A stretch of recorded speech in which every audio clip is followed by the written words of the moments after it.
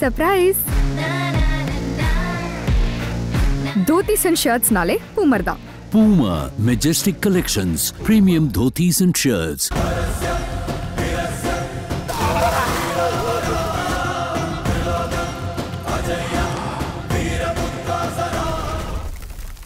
Arjun, நீ இப்ப எப்படி இருக்கியோ எப்பமே எப்படி இருப்பியா?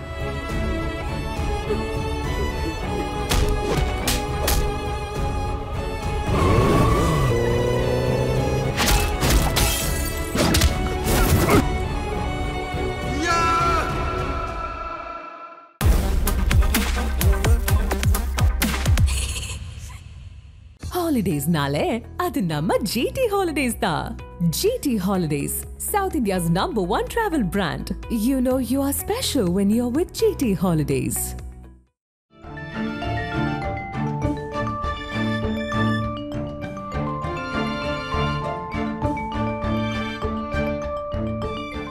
உங்கள் ஜீரண கோளாறுகளுக்கும் வயிற்றெரிச்சலுக்கும் சரியான ஒரு தீர்வு.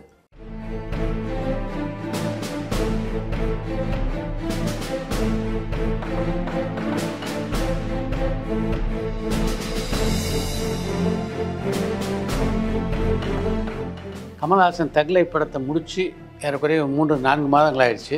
அன்பறிவு இயக்கத்தில் தான் அடுத்த ஒரு படத்தை நடிக்க போகிறார். அன்பறிவுடைய படம் வந்து மாஸ் ஆக்ஷனாக பல விஷயங்கள் இருக்குது. அவர் இப்போ ஹாலிவுட்டில் போய் எல்லாம் கற்றுக்கிட்டு பல விஷயங்களை தெரிஞ்சுட்டு வந்திருக்காருல. வேல்ஸ் இன்டர்நேஷனலுடைய படங்களை பற்றி போன நிகழ்ச்சியில் நான் பேசினோம். அதில் ஒரு முக்கியமான படத்தை சொல்லாமல் விட்டுட்டேன். அந்த படத்துடைய கதாநாயகன் ஜெயம் ரவி, கௌதம் வாசுதேவன் டைரக்ட் பண்ணுறாரு. ஃபஸ்ட் டைம் 2 பேரும் சேர்றாங்க. இதில் இன்னொரு முக்கியமான காம்பினேஷன் அதில் என்னென்னா, மதகஜ ராஜாவை பொறுத்த வரைக்கும் ஆல் டைம் ரெக்கார்டு பண்ணிக்கிட்டு இருக்கு. இன்னொரு பெரிய விஷயம் என்னென்னா, ஒரு 12 வருடங்களுக்கு பின்னால் வெளியாகி இப்படி ஒரு படம் இப்படி ஒரு சாதனை நிகழ்த்த முடியுமா அப்படின்றது தான் எல்லாருக்கு மத்தியிலையும் மிகப்பெரிய ஆச்சரியக்குறியா இருக்குது. இந்த பொங்கலை காப்பாற்றுறதே மதகஜ ராஜா. சுந்தர் என்ன சொல்கிறாங்க, கேம் சேஞ்சராக எல்லாருமே ஏன் சொல்கிறாங்கன்னா வசூல் சாதனை மட்டும் இல்லை சார்.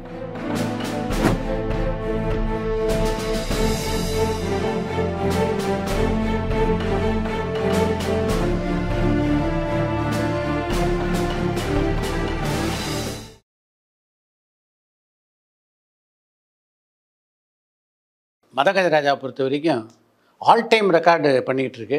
இன்னொரு பெரிய விஷயம் என்னென்னா, ஒரு 12 வருடங்களுக்கு பின்னால் வெளியாகி இப்படி ஒரு படம் இப்படி ஒரு சாதனை நிகழ்த்த முடியுமா அப்படின்றது தான் எல்லாருக்கு மத்தியிலையும் மிகப்பெரிய ஆச்சரியக்குறியாக இருக்குது. முதல்ல அந்த படம் தமிழ்நாடு பூரா 15 கோடி ரூபா பண்ணோன்னாங்க. அடுத்து ஒரு 2 நாள் கழிச்சியில் சார் 20 கோடி தாண்டோன்னாங்க. இன்றைக்கு பேசும்போது 25 கோடி தாண்டோன்றாங்க. இது வந்து நிஜமாகவே வந்து பெரிய விஷயமாக நான் பார்க்குறேன். இதுக்கு முக்கியமான காரணமாக நான் நினைக்கிறது சுந்தர்சி வந்து ஒரு கரண்ட்டில் வந்து தொடர்ந்து வெற்றிகள் கொடுக்குற இயக்குனராக இருக்கிறதுனால இந்த படத்துக்கு ஒரு பிராண்டிங்கும் ஒரு அடையாளம் கிடச்சிருச்சு. யாருடைய படத்தை பார்க்க வர போகிறாங்க, எந்த டைரக்டருடைய படத்தை பார்க்க வர போகிறாங்க அப்படின்னு நம்ம வரும்போது, ஏற்கனவே ஒரு கண்டினியூஸாக வெற்றிகள் கொடுத்துட்டு ஒரு இயக்குனர் அப்படின்போது ஒரு கான்ஃபிடன்ஸ் வந்துடுது. அதை வந்து இன்னும் டபுள் பண்ணிடுச்சு இந்த படத்தினுடைய ட்ரெய்லர் அப்படின்னு தான் சொல்லணும். சார் இந்த படம் வந்து இந்த 5 நாட்கள்லேயே 25லேருந்து 27 கோடி பண்ணியிருக்கு சொல்கிறாங்க. தமிழ்நாடு மட்டும் சார். புரியுது. இதில் ஞாபகம் வச்சுங்க, இந்த படம் ஓவர்சீஸ் ரிலீஸ் ஆகல. ஆமாம், இந்த படம் தெலுங்கு ரிலீஸ் ஆகல. இப்போது எல்லா இடங்களையும் ரிலீஸ் ஆயிருந்தா நேரம் 50 கோடி தாண்டி இருக்கும். ஈஸி. அதாவது வேர்ல்டு வைட். கரெக்ட். அதுக்கான வாய்ப்பு கிடைக்காம போயிடுச்சு. பிகாஸ் சடனாக இவங்க ரிலீஸ் வந்துட்டு ஓவர்சீஸ் மிஸ் பண்ணிட்டாங்க, தெலுங்கு மிஸ் பண்ணிட்டாங்க. இப்போ எல்லா இடங்களும் ரிலீஸ் பண்ணுறாங்க. இந்த வாரம் ஓவர்சீஸ் எல்லாம் ரிலீஸ் பண்ணுறாங்க. 25லேருந்து 27 கோடி இருக்கலாம், இல்லை 30 கோடி இருக்கலாம். அது எக்ஸாக்ட் நம்பர் அவங்க தான் சொல்லணும். இந்த வேகத்தில் போகும்போது இந்த படத்தை என்ன எதிர்பார்க்குறாங்கன்னா 50 கோடி வரும் இப்போதைக்கு. தமிழ்நாடு தேட்டருக்குலாம் அடுத்த வாரத்துக்குள்ள 50 கோடி வரும். 6ஆம் தேதி வரை இந்த படம் ஓடும். 5ஆம் தேதி வரை நல்லா போகும். இன்னைக்கு சார் கிட்டத்தட்ட 450-500 தியேட்டரில் மிகப்பெரிய வசூல் சாதனை இந்த படம். இந்த பொங்கலை காப்பாற்றுறதே மதகஜ ராஜா. எந்த அளவு பேர் சார். சுந்தர் என்ன சொல்றாங்க, 2024 ஃபர்ஸ்ட் பாபரும் பிளாக் பஸ்டர் கொடுத்தது அரண்மனை 4 ஏப்ரலில். இதே மாதிரி ஜனவரி துவக்கத்திலேயே 2025க்கு ஒரு பிளாக் பஸ்டர் கொடுத்து சுந்தர் அவர்கள் ஆரம்பிச்சிட்டாரு. அதாவது ஒரு வெற்றி பயணத்தை தமிழ் சினிமா கொடுத்தது வந்து சுந்தர் அப்படின்னு பிளாக் ஹார்ஸ் தான் இது. அப்படியே ஒரு இது. அவர் இன்னைக்கு சக்சஸ் மீட் நம்ம பேசிட்டு இருக்கும்போது சக்சஸ் மீட் நடந்திருக்கு சார். தேங்க்ஸ் கிவிங் மீட்டா வச்சிருக்காங்க. அதில் அவர் மனசு கஷ்டப்பட்டு அவர் சொல்றாரு, நான் இவ்வளோ வெற்றிகள் கொடுத்தாலும் என்னை வந்து ஒரு பெரிய இயக்குனராக யாரும் பார்க்கறது இல்லை. அதாவது நான் வந்து ஒரு மினிமம் கேரண்டி சக்ஸஸ்ஃபுல் இயக்குனரை பார்க்காம 30 வருஷமாக நான் வந்து இவ்வளோ சக்ஸஸ் கொடுத்தாலும் என்ன அந்த லீகலை வைக்கலையே யாருமே அப்படின்னு அவர் மனசு எவ்வளோ வருத்தப்பட்டு சொல்கிறார் பாருங்க. அவர் என்கிட்ட பேசும்போது சொன்னார், சார் நான் வந்து உங்ககிட்ட ஓப்பனாக சொல்கிறேன் சார் அப்படின்னு என்கிட்ட சொன்னார். நான் இவ்வளோ தொழில் பண்ணும்போதும் இவ்வளோ தொழில் தொடர்ந்து சக்ஸஸ் கொடுத்த போதும் எனக்கு ஏன் அந்த அங்கீகாரம் கிடையாது? நான் வந்து கமர்ஷியல் படம் எடுத்தால் நான் கம்மியானாலா? நான் லட்சக்கணக்கான பேரை ரசிக்க வைக்கிறேன், லட்சக்கணக்கான பேரை வீட்டில் வந்து ஃபேமிலியோட வந்து படம் பார்க்க வைக்கிறேன்.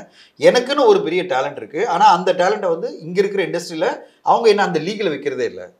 ஒரு ஆர்டிஸ்டிக்கான படம், ஒரு ஒரு ஒரு என்ன சொல்றது, ஒரு ஒரு மாதிரியான, அதாவது சமூக சம்பந்தப்பட்ட படங்கள், சமூகம் சம்பந்தப்பட்ட படங்கள் எடுக்கிறவங்களுக்கு இருக்கிற அந்த ஒரு பெரிய ரெஸ்பெக்ட் எனக்கே கிடைக்க மாட்டேங்குது அப்படின்னு அவர் ஃபீல் பண்ணி பேசினார் சார். ஓப்பனா பேசல. அப்படி பார்த்தா அவருடைய லிஸ்ட்ல அன்பே சிவம் கூட இருக்கு. அது வந்து அவங்க என்ன நினைக்கிறாங்க, அது அன்பே சிவன்றது எக்ஸெப்ஷன். அவருடைய எல்லாமே வந்து அரண்மனை, மெஜாரிட்டி ஆஃப் தி ஃபிலிம், தியாவலசனா, வின்னரு, கிரி, இப்போ வந்து மதகத ராஜா அப்படின்னு அவர் எல்லாமே பார்த்தீங்கன்னா ஒரு கமர்ஷியல் காமெடி என்டர்டெய்னராக கொடுத்து அவருக்கான ஒரு பர்சனாலிட்டி எப்படி போயிருக்குன்னா அவர் அப்படிப்பட்ட கமர்ஷியல் இயக்குனர் தான் தவிர இந்த மாதிரி கல்ட் இயக்குனராக அவரை பார்க்கலன்றது வந்து அவருடைய வருத்தமாக இருந்தது. நான் ஒன்னே சார், கமர்ஷியல் என்டர்டெய்னரில் கல்ட் இயக்குனர்னா அதை சுந்தர் சி சார். கரெக்ட். என்ன சொல்றீங்க? கமர்ஷியல் படங்களை 30 வருஷமா நான் வந்து தொடர்ந்து ஆடியன்ஸ் என்டர்டெயின் பண்ணுவேன். ஆடியன்ஸோட பல்ஸ் எனக்கு கண்டிப்பாக தெரியும், அப் டு டேட்டாக இருப்பேன். 12 வருஷம் முன்னாடி எடுத்த படமாக இருந்தாலும் சரி, அது கூட இன்னைக்கு இருக்கிற ஆடியன்ஸை ரசிக்க வைக்கும். இத்தனை அட்வான்ஸ்மெண்ட் இருக்குது சார் ஆடியன்ஸ் மத்தியில், இவ்வளோ அட்வான்ஸ்மெண்ட் இருக்குது, இவ்வளோ நாலேஜ் இன்க்ரீஸ் ஆயிருக்கு. ஆனால் அவங்க உட்காந்துட்டு அவ்வளோ ரசிக்கிறாங்க. நான் தியேட்டருக்கு போயிருந்தேன், நம்ம அவ்வளோ ரசிச்சிருக்கிறாங்க சார். அது இல்லாமல் இந்த வசூல் பண்ண ரிலே ரேஸ் இருக்குல்ல, ரிலே ரேஸ்ல எல்லாம் ஓடும்போது அவன் வந்து அப்படி இடிப்பான், நிதின் சத்யா அப்படி இடிப்பாரு. அந்த இதுக்குள்ள இன்னும் சிரிக்கிறாங்க தெரியுமா ஆடியன்ஸு. அவங்க ரசிக்கிறாங்க, ஒவ்வொரு சீனையும் வந்து அவ்வளோ ரசிக்கிறாங்க. அப்போ சுந்தர்சி அவர்களுக்கு வந்து இந்த ரசிகர்களுக்கு என்ன தேவைன்னு அவருக்கு தெரியும். அப்போ is a cult director knowing the pulse of the audience. அப்போ அதுக்கான ஒரு டெஃபினேஷன் நம்ம கொடுத்துடலாம். அதாவது தமிழ் சினிமாவுடைய என்டர்டெயின்மெண்ட் இயக்குநர்களை ஒரு கல்ட் இயக்குனர்னா அது சுந்தர் சி சார். இன்னைக்கு சார் இந்த படம் ஒரு கேம் சேஞ்சரா எல்லாருமே ஏன் சொல்றாங்கன்னா வசூல் சாதனை மட்டும் இல்லை சார், ஒரு கேம் சேஞ்சர் அப்படின்னா எப்படின்னா இன்னைக்கு இதெல்லாம் நடக்காது, 12 வருஷம் முன்னாடி வந்து அவுடேட்டடு அந்த மாதிரி படங்கள்லாம் இனிமேல் ஓடாது அப்படின்னு சொல்லும்போது இல்லை, நீங்க எடுத்திருக்கிற படம் வந்து காலங்காலமா பேசப்படுற என்டர்டெய்னராக இருந்தாலும் அது என்னைக்குனாலும் அந்த படம் சக்ஸஸ் ஆகுன்றது இந்த படம் காமிச்சிருக்கு. இந்த படத்தோட வெற்றி எப்படிப்பட்ட ஒரு பெரிய பிரேக் த்ரூ கொடுத்துருக்குன்னா, விஷால் அவர்கள் ஒரு சிக்கலை சந்திச்சுட்டு இருக்காரு, எல்லாரும் பேசுறாங்க, திடீர்னு அந்த வெற்றி அவருக்கு பெரிய பூஸ்ட் ஆகுது. விஜய் ஆண்டனி அவர்கள் நீங்க பாத்தீங்கன்னா மியூசிக் வெளியில பண்ணாம தன் படங்களுக்கு ஏதாவது ஒன்று பண்றாரு, மற்றபடி நடிப்பு தான் ஃபோக்கஸ். நான் அவர்கிட்ட பேசினேன் சார், அவர் ஒரே சொன்னார், இனிமே நான் வந்து படங்களுக்கு நான் மியூசிக் பண்றேன், 2 படங்களாவது நான் வருஷத்துல பண்றேன். இதுக்குள்ளே அவருக்கு பெரிய பெரிய பேனர்ல இருந்து ஆஃபர் வந்துடுச்சு. அது காரணம் இந்த படத்தோட மியூசிக் ஹிட்டுக்கு பிறகு பெரிய பெரிய பேனர், பெரிய நடிகர்கள் காம்பினேஷன்ல இவரை வந்து மியூசிக் டைரக்டரை மட்டும் கேட்டிருக்காங்க. என்னோட கால் பண்ணி சொன்னார், சார் எவ்வளோ சார் சம்பளம் கேட்குறதுன்னா, நான் எல்லா சேலரி ஸ்ட்ரக்சர்லாம் கொடுத்தேன் சார், இப்படிலாம் சேலரி வாங்க கெடுத்துட்டீங்களா நீங்கள்? அவரை கெடுக்கல, நான் லிஸ்ட் கொடுத்தேன், இவர் இவ்வளோ வாங்குறாரு இவ்வளோ வாங்குறா, நீங்கள் எந்த ரேஞ்சில் வாங்கணும். நான் என்ன சொன்னேன், பெருசாக கேட்டுறாதீங்க சார், இப்படி கேளுங்க, நான் ப்ரொடியூசருக்காக தான் பேசுவேன், நான் இந்த ரேஞ்சுக்கு கேளுங்க நல்லாயிருக்கும், அடுத்தடுத்து 2-3 ஹிட்டான பிறகு நீங்கள் என்ன கேட்டுங்க சார் அப்படின்னு நான் சொல்லி அவருக்கு நான் சொன்னேன். ஸோ அவர் என்ன சொல்கிறார், நான் 2 படம் இல்லை 3 படம் மினிமம் பண்ணுறேன். நான் அப்போது அவர்கிட்ட என்ன சொன்னேன் சார், நீங்கள் தொடர்ந்து மியூசிக்கல் ஹிட் கொடுக்கும்போது உங்களுடைய லைவ் கான்சர்ட்ஸ் எல்லாம் ஹிட் ஆகும். கரெக்ட். ஏன்னா இப்போ நீங்கள் லைவ் உலகம் போட நடக்குது. லைவ் கான்சர்ட்டில் இதுவரையும் பார்த்தீங்கன்னா அவர் எது கடைசியாக பாடிட்டு இருக்காரு, பிச்சைக்காரன் 2 பாட்டை பாடிட்டு இருக்காரு. 6 வருஷம் முன்னாடி வந்த பாட்டு, இப்போ சமீபத்தில் வந்த எந்த பாட்டுமே இல்லை. நான் சொல்ல வர்றது, நீங்கள் எப்போ லேட்டஸ்ட் ஹிட் கொடுக்க போறீங்க? இப்போ மதகஜராஜா பாட்டு பாட போறாரு. இது நாளைக்கு இப்போ நம்ம பேசிட்டு இருக்கோம் சார், நாளைக்கு சனிக்கிழமை அன்னைக்கு நடக்கிற ஷோ பார்த்தீங்கன்னா அதில் வந்து விஷால் வந்து பாடுறாரு. சூப்பர். எது அந்த பாட்டு? மதகஜராஜா சாங். அந்த பாட்டை வந்து லைவா வந்து விஷால் வந்து பாட போறாரு. அப்ப பாருங்க எப்படிப்பட்ட ஒரு பிரேக் த்ரூ. இப்போ அந்த லைவ் கான்சர்ட்டுக்கே ஒரு பெரிய பூஸ்ட் எங்க கிடைக்குது, விஷால் வந்து பாடுறாரு. So Pongal real game changer Sundar C தான். இப்போ அடுத்து சந்தானம் பாருங்க, அடுத்ததான் சொல்ல பாருங்க, சந்தானம் சாருக்கு நான் கால் பண்ணேன், சார் நீங்க எங்க பாருங்க கீழே கமெண்ட்ஸ் ஃபுல்லாக சந்தானம் சார் காமெடி வாங்க, நீங்கள் காமெடி பண்ணுங்க, உங்களை ஹீரோவை நடிக்க வேணான்னு யாரும் சொல்லலை, எல்லாரும் உங்களை காமெடி பண்ண சொல்கிறாங்க. நான் அவரோட நிறைய படம் பண்ணியிருக்கேன். நீங்கள் எடுத்தீங்கன்னா கண்டெயின் காதலி, அது பிறகு கலகலப்பு, தியாவலசன் எல்லாமே பெரிய ஹிட்டு சார். அவர் காமெடி பண்ணாலே பெரிய ஹிட்டு. அவர் காமெடினா எனக்கு ரொம்ப பிடிக்கும். நாங்கள் டைட்டிலே போட்டோம், காமெடி கிங்குன்னு போட்டோம் அவர். நான் அப்போ நான் சொன்னேன், சார் கால் பண்ணி நான் சொன்னேன், தலைவா உங்கள் காமெடிக்கு அப்படி ரசிக்கிறாங்க, என்ன பண்ணியோ தெரியாதுப்பா, ஒரு 3 படம் நீ காமெடி பண்ணு, 2 படம் ஹீரோ நடி அப்படின்னா. அப்படியே சார் பண்ணோம் சார் அப்படின்னு நான் சொன்னேன். சார் சும்மா சொல்லாதீங்க, நீங்கள் பண்ணணும், சம்பளம் அதிகமாக கூட கேட்டு வாங்கிங்க. ஏன்னா இன்னைக்கு உங்களுக்கு சம்பளம் கொடுக்க எல்லாம் ரெடியாக இருக்காங்க.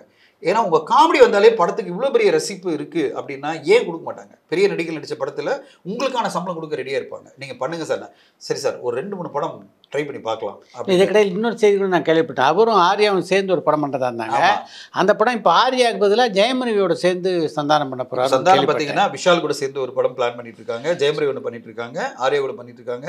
எல்லாமே சொன்னார், என் நண்பர்களோட நான் வந்து ஈக்குவலாக காமெடி நான் பண்றேன் அப்படின்ற ஒரு எண்ணத்துக்கு இந்த படத்தோட வெற்றி. அது வந்தா கூட நல்ல ஐடியா தான். இப்போ பாத்தீங்கன்னா ஒரு படம் சார், ஒரு படம் கம்ப்ளீட்டா கேமே சேஞ்ச் பண்ணுது. நான் மியூசிக் பண்ண மாட்டேன், வெளி படங்களுக்கு பண்ண மாட்டேன்னு நினைக்கிற வந்து வெளி படங்களுக்கு மியூசிக் பண்ணுறேன்னு ஒத்துக்கிட்டு 2-3 படம் பண்ணுறாரு. நான் காமெடியனா பண்ண மாட்டேன்றவர் காமெடியனா வரேன்றாரு. ஒரு ஹீரோ வந்து எல்லாருமே அவரை வந்து வேற ஏதாவது பேசிட்டு இருக்கும்போது ஜெயிச்சு மாபெரும் வெற்றி கொடுக்குறாரு விஷால். இப்படி பல பேருடைய கரியர்ல ஒரு பெரிய வாழ்க்கையை மாற்றத்தை கொண்டு வந்தது பார்த்தீங்கன்னா சுந்தர் சி. அப்போ அவர் தானே sir game changer? No doubt. So Sundar C is a game changer of Tamil cinema. பல வருஷங்களா இந்த வருஷமும் திருப்பி ஒரு கேம் சேஞ்சரா பல பேருக்கு ஒரு பெரிய பிரேக் த்ரூ கொடுத்து மதகஜராஜா இல்லைன்னா சார் இந்த பொங்கல் இஸ் டிசாஸ்டர். டிசாஸ்டர்னா நான் சொல்றது பெரிய வெற்றி இல்லாம சாதாரண ஓட்டங்களா போய் ஒரு லூக்வாம்ல இருந்திருக்கும். மக்கள் வந்து திரையரங்கு பெருசா வந்து வந்திருக்க மாட்டாங்க, ஆதரவு பண்ணிருக்க மாட்டாங்க.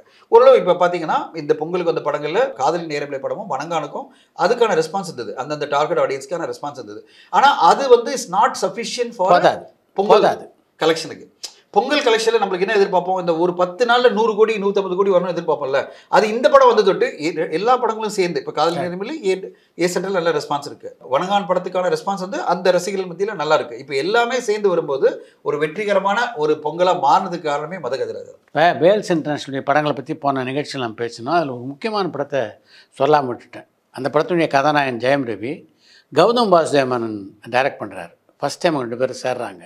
இதில் இன்னொரு முக்கியமான காம்பினேஷன் அதில் என்னென்னா கதை வெற்றிமாறன். வெற்றிமாறன், கௌதம் வாசுதேவன், ஜெயம் ரவி 3 பேரும் சேர்ந்து ஒரு படம் பண்ண போகிறாங்க வேல்ஸுக்காக. நிச்சயமாக ஒரு வெரைட்டியான காம்பினேஷனாக இருக்குது பார்க்கும்போதே. ஏன்னா கௌதம் வாசுதேவன் எப்படிப்பட்ட ஒரு கிளாசிக் ஃபிலிம் மேக்கர் அப்படின்னு நல்லா தெரியும். இவர் ஒரு ரஸ்டிக் ஸ்டோரி ரைட்டர். கண்டிப்பாக இப்படி சேரும்போது அந்த படமே கொஞ்சம் புதுசாக இருக்கிறதுக்கான எல்லா வாய்ப்பும் கண்டிப்பா இருக்கு. அதுல ஜெயபிரவி சார் நேற்று ஒரு இன்டர்வியூ நான் பார்த்திருந்தேன் சார். அதுல வந்து கலா மாஸ்டரோட சொல்லியிருந்தாரு, நான் இப்போ அடுத்ததான் பண்ண போற படம் வந்து மாஸ் ஆக்ஷனா ஒரு படத்தெல்லாம் பண்ண போறேன்னு.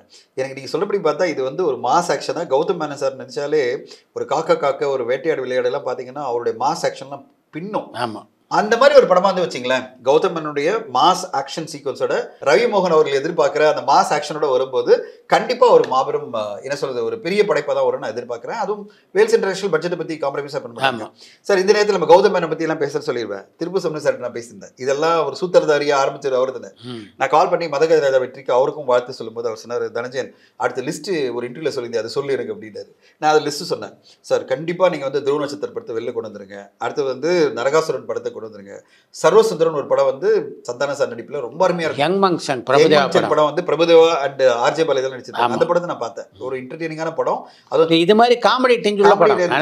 இந்த படம் ஜப்பான்லாம் எடுத்திருப்பாங்க. ஆமா. சோ நான் என்ன சொன்னேன், அந்த யங் மங்சன் படம் இப்படின்னு வரிசையா நான் லிஸ்ட் கொடுத்தேன். சரி லிஸ்ட் எனக்கு வந்து மெசேஜ் பண்ணு அப்படின்னாரு.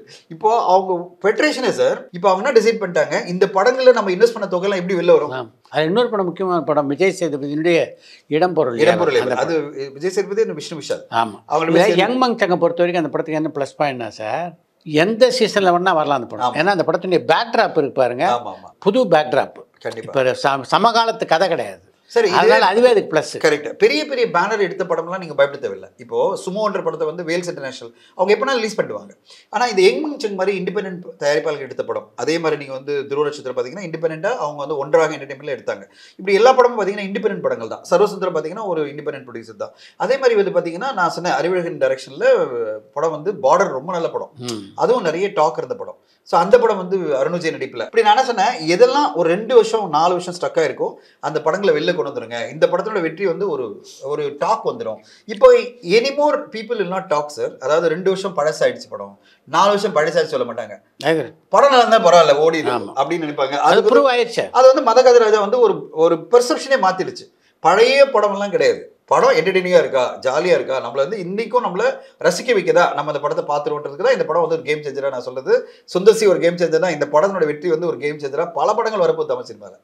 அதுக்கு வந்து சுப்ரமணியம் சார் சொல்லிட்டாரு, இல்லை லிஸ்ட் எடுத்து நாங்கள் இதெல்லாம் பேச ஆரம்பிக்கிறோம், ஃபஸ்ட்டு இந்த துருவ நட்சத்திரம் கொண்டு வந்துடலாம் அப்படின்றாரு.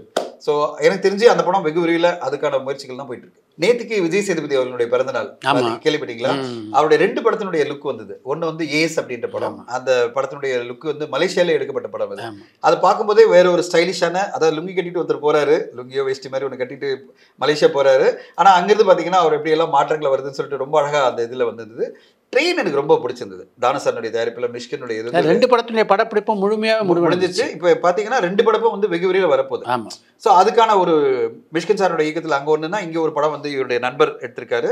அவர் வந்து 7C Essence அந்த கம்பெனி அவங்க சேர்ந்து பண்ணியிருக்காங்க அந்த படத்தை. இப்போ 2 படம் வந்து அனௌன்ஸ் பண்ணிட்டாங்க. இப்போ 2 படமும் வரப்போகுது அப்படின்னு. எது முதல்ல வருதுன்னு பார்க்கலாம். தானசர் கிட்ட சொல்லும்போது சொன்னார், இப்போ இந்த மாதத்தில் கொண்டு வந்துண்டா அப்படின்னு வர என்கிட்ட ட்ரெயினை. நான் வந்து 3 மாதம் சொல்லிட்டு இருக்கேன், சார் சீக்கிரம் டேட் போட்டுருங்க அப்படின்னு. ஏன்னா அந்த ஒரு டாக் இருக்குது அந்த படத்துக்கு. அதுவும் ஒரு பெரிய த்ரில்லர், பெரிய மேக்கிங்கில் பெரிய பட்ஜெட்டில் அந்த படத்தை பண்ணியிருக்காங்க. ஸோ அது ஃபஸ்ட்டு வரும்னு நினைக்கிறேன். இல்லைனா ஏஸ் ஃபஸ்ட்டு வந்துடும். ஸோ அதான் அடுத்து இப்போ பாண்டியராஜ் டைரக்ஷனில் ஒரு படம் நடிச்சிட்ருக்காரு. ஏறக்குறைய ஒரு 60-65% முடிவு அடைஞ்சிச்சு. இந்த மந்த் எண்டு திருப்பி அடுத்த ஷெட்யூல் போகிறாங்க. இந்த ஷெட்யூலோட அந்த படம் ஓவர். அந்த படத்தை அதுக்குள்ளே படம் எடுத்த உடனே கொஞ்சம் பேர் பார்த்துருப்பாங்க இல்லையா. ஒரு அபூர்வமான ஒரு காம்பினேஷனில் அந்த படத்தை பற்றி சொன்னாங்க. ரொம்ப கேட்கறதுக்கே ரசிக்கிறமாக இருந்தது. கிழக்கு வாசலும் எம்டன் மோகனும் இணைஞ்சா எப்படி இருக்கும் படம். ஓகே, அது மாதிரி ஒரு படமாக இருக்குது சார். சத்யஜோதி நிறுவனத்தை பொறுத்த வரைக்கும் விஸ்வாசம் படத்துக்கு அப்புறம் வந்து ஒரு மிகப்பெரிய வெற்றி படமாக இந்த படம் அமையும் அப்படின்ற மாதிரி சொல்கிறாங்க எல்லாருமே. பாண்டியராஜன் பார்த்திங்கன்னா அது மாதிரி இவ்வளோ அந்த படத்துலேயே பார்த்திங்கன்னா எக்கச்சக்கமான ஆர்டிஸ்ட்டு. ஆனாலும் திட்டமிட்டபடி படத்தை எடுக்கிறதுல வந்து பாண்டியராஜ் இங்கே தான் நீங்கள் ஒர்க் பண்ணியிருக்கீங்களே. Pandiraj sir is a producer's delight sir. Is a producer. First வந்து பார்த்தீங்கன்னா அவர் எல்லா படமும் ஃபர்ஸ்ட் கப் மாதிரி தான் பண்ணுவார். ஈவன் தோ பட்ஜெட்டில் நம்ம கொடுக்க தேவையில்லை சார். சன் பிக்சர்ஸ் கூப்பிட்டு அவரோட தொடர்ந்து படம் பண்ணணும்னு நினைப்பாங்க சார். எங்கிட்ட பாண்டியராஜ் அவர் எக்ஸ்பிளைன் பண்ணுவார். என்னன்னா சன் பிக்சர்ஸ் கூப்பிட்டு பேசும்போது என்ன சொல்லுவாங்கன்னா, பாண்டியராஜ் பட்ஜெட் சொல்லுங்க நீங்கள்.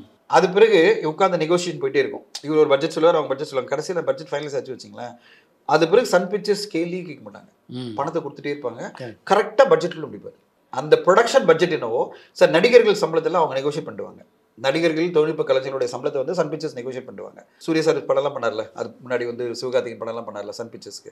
அவர் என்ன சொல்லாரு, சன் பிக்சர்ஸில் வந்து நடிகர்கள் தொழில்நுட்ப கலைஞர் நாங்கள் பேசிக்கிறோம், அவங்க சம்பளம் என்னன்னு எங்களுக்கு தெரியும், நாங்கள் நெகோசியேட் பண்ணால் பேமெண்ட் கேரண்டியாக வந்துடும்ன்றதுனால எங்களால் கம்மியாக கூட பேச முடியும், அதில் நீங்கள் வராதிங்க. ப்ரொடக்ஷன் மட்டும் எவ்வளோ, எத்தனை நாள் ஷூட்டிங்கு, என்ன மாதிரி கேமரா, என்ன மாதிரி எக்யூப்மெண்ட்ஸ், என்ன மாதிரி லொக்கேஷன்ஸ், என்ன மாதிரி ஆர்ட் டிபார்ட்மெண்ட்டு, எவ்வளோ ஜூனியர் ஆர்டிஸ்ட், எத்தனை ஃபைட் சீக்வன்ஸ், எத்தனை பாட்டு, இப்படி தான் பட்ஜெட் ஒர்க் அவுட் பண்ணுவாங்க. இப்போ எல்லாத்தையும் சேர்த்து பட்ஜெட் ஒர்க் அவுட் பண்ணவருக்கு அதில் உட்காந்து இவங்க மொத்தமாக மீதி ஆர்டிஸ்ட் டெக்னீஷியன் சம்பளத்தை போடுறதும் போஸ்ட் ப்ரொடக்ஷன் சம்பளத்தை போட்டுட்டு இப்போ உட்காருவாங்களாம். இது டோட்டலாக இவ்வளோ வயபிளாக இல்லையான்னு. அது வயபிளாக ஒரு ஒர்க் அவுட் ஆகிடுச்சு வச்சுங்களேன். இப்போ 25 கோடி ரூபாய் ப்ரொடக்ஷன் பட்ஜெட் வச்சுங்களேன். இவ்வளோ தான் பட்ஜெட்டு. இந்த பட்ஜெட்டுக்குள்ளே நீங்கள் முடிக்கணும். மொத்தம் 80 நாள் ஷூட்டிங். இதுக்குள்ளே 25 கோடியில் நீங்கள் எல்லாத்தையும் முடிக்கணும். அதாவது செட் ஒர்க்கு, ஆர்ட் டிபார்ட்மெண்ட் எல்லாம் சேர்த்து, நான் சொல்கிறது கேமரா டிபார்ட்மெண்ட் எல்லாம் சேர்த்து 25 கோடி டன் சார். ஜூனியர் ஆர்டிஸ்ட் எல்லாம், ஃபைட் சீக்வன்ஸ் எல்லாம். அது பிறகு போனான்னா 80 நாள் 76 நாள் எடுத்துகிட்டு வருவார். மறுமை அந்த 76 நாளையும் பார்த்தீங்கன்னா சிங்கிள் கார்ட் ஷீட்டு அப்படி தான். டபுள் கார்ட் ஷீட் பண்ணி எக்ஸ்டெண்ட் பண்ணுறது, 80 நாள் 90 நாள் ஆக்குறது, 100 நாள் ஆக்குறதுலாம் கிடையாது. 80 நாள்னா 80 நாள் அதுக்குள்ளே படத்தை முடிச்சுட்டு அந்த பட்ஜெட்டுக்குள்ளே முடிக்கும் போது தான் இப்போ எல்லா ப்ரொடியூசர் என்ன சொல்லுவாங்க தெரியுமா, அவரை அப்பா இவர்கிட்ட பட்ஜெட் ஒர்க் அவுட் பண்ணுறதா கஷ்டம். கரெக்ட்.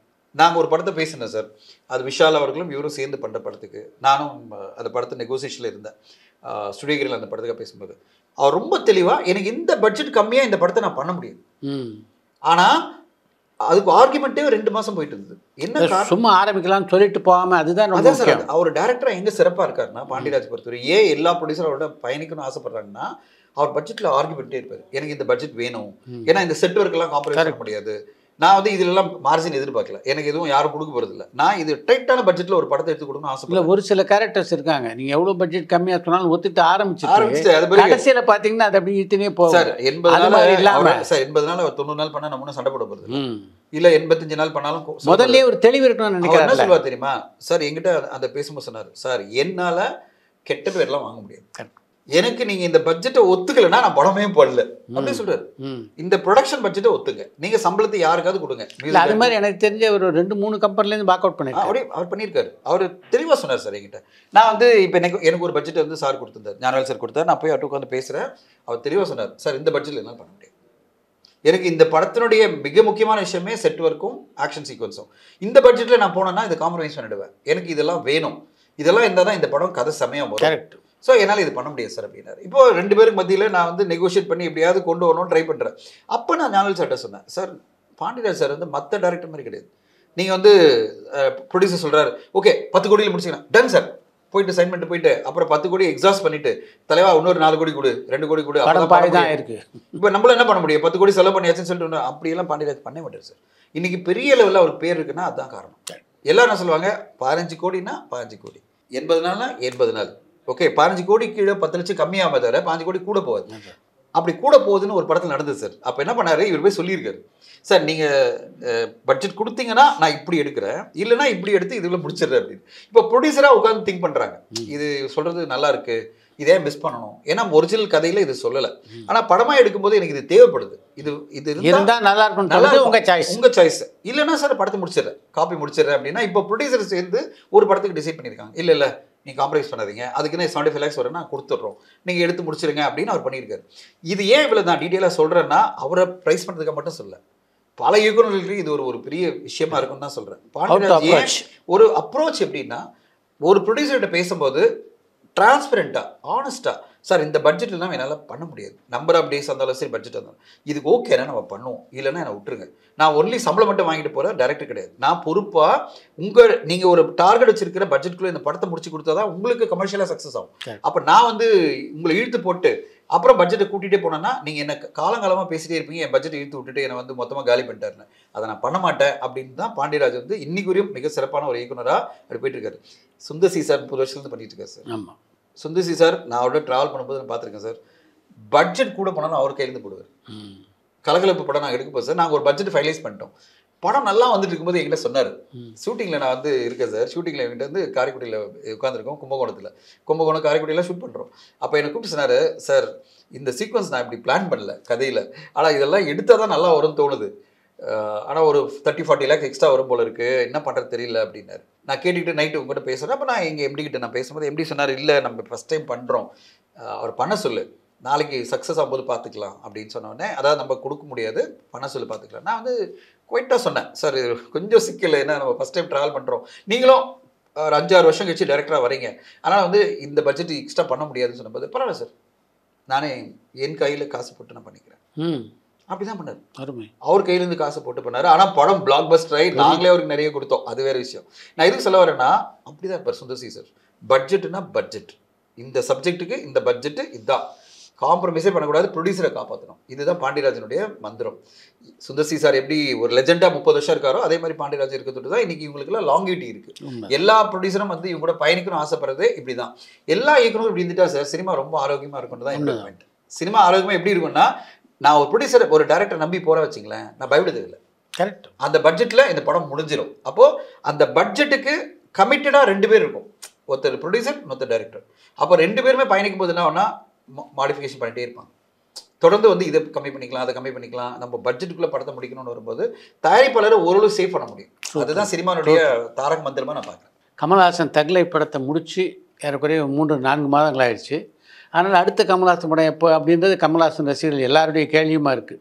அன்பறிவு இயக்கத்தில் தான் அடுத்த ஒரு படத்தை நடிக்க போகிறார். அந்த படத்தினுடைய படப்பிடிப்பு டிசம்பர்லேயே ஸ்டார்ட் ஆகிடும் அப்படின்னு தான் பல பேர் நினச்சாங்க. அவருடைய அமெரிக்க பயணம் காரணமாக அது நடக்கலை. ஜனவரி மாதம் வரதா இருந்தால் ஜனவரி மாதம் எண்டில் தான் இப்போ வரப்போகிறதா செய்தி வந்திருக்கு. அதனால் நிச்சயமாக மார்ச் மாதம் அன்பறிவு இயக்கத்தில் அந்த படம் ஸ்டார்ட் ஆகிடும் அப்படின்னு நினைக்கிறேன். இது கமல்ஹாசன் ரசிகர்களுக்கான செய்தி. கண்டிப்பாக சார். இன்ஃபேக்ட் நான் நடுவில் ஒருத்தர் கேட்டார், என்ன டிசம்பரில் அவரை இன்வைட் பண்ணணும் அப்படின்னு வரும்போது, அப்போ நான் அவங்க ஆஃபீஸில் கேட்கும்போது அவங்க தெளிவாக சொன்னாங்க, சார் ஜனவரி எண்டு தான் சார் வராரு. ஆனால் அவர் அங்கே உட்காந்துட்டு சும்மா இல்லை சார், அவர் அங்கே உட்காந்து இதுக்கான ப்ரீ ப்ரொடக்ஷன் பிளானிங் தான் இருக்காரு. இல்லை உங்களே வர சொல்லியிருந்தார், நீங்கள் வர சொல்லி அங்கே போயிருந்தாங்க. ப்ரீ ப்ரொடக்ஷன் பிளானிங்கிறத விட சார் எப்படி இந்த படத்தை எடுக்க போகிறோம், ஏன்னா அன்பறிவுடைய படம் மாஸ் ஆக்ஷனாக பல விஷயங்கள் இருக்குது. அவர் இப்போ ஹாலிவுட்டில் போய் எல்லாம் கற்றுக்கிட்டு பல விஷயங்களை தெரிஞ்சுட்டு வந்திருக்காருல. இப்போ அன்பறிவோட உட்காந்து அவர் பண்ணுற பிளானே என்னன்னா, இது எப்படி நம்ம எக்ஸிக்யூட் பண்ண போகிறோம், இவ்வளோ மாஸ் ஆக்ஷன் சீக்வன்ஸை தமிழ் சினிமாலே புதுசாக ஒன்று கிரியேட் பண்ணணும், அதுக்காக தான் அவங்க ஒர்க் பண்ணிட்டு இருக்காங்க. கண்டிப்பாக நம்மளுக்கு நிறைய சர்ப்ரைஸ் அந்த படத்தில் இருக்குன்னு தான் நான் எதிர்பார்த்துட்டு இருக்கேன். ஓகே, அடுத்த வாரம் சந்திப்போம். தேங்க்யூ.